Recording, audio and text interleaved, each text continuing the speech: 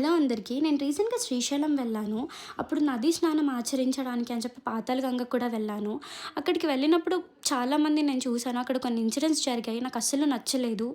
ఆహ్, అక్కడ నదీ స్నానంకొచ్చిన వాళ్ళందరూ అక్కడే బ్రష్ చేసి, అదే ఉమ్ము మళ్ళీ నదిలో వేసేసి, అక్కడే సోప్స్ అండ్ షాంపూస్ యూజ్ చేసి స్నానం చేస్తున్నారు.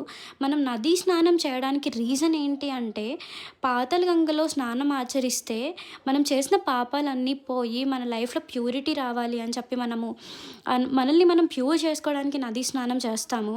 అంతేగాని నదీ స్నానం చేయడానికి వెళ్ళి అక్కడ గంగాదేవిని ఆహ్, వాటర్‌నంతా అలా పొల్యూట్ చేయడం అస్సలు కరెక్ట్ కాదు అని అనిపిచ్చింది. అలా ఎవరైనా చేస్తే కూడా మీరెప్పుడైనా చూస్తే ప్లీజ్ వాళ్ళని ఆపండి. అలా చేయొద్దు అని చెప్పండి. నేను కూడా అదే ట్రై చేశాను.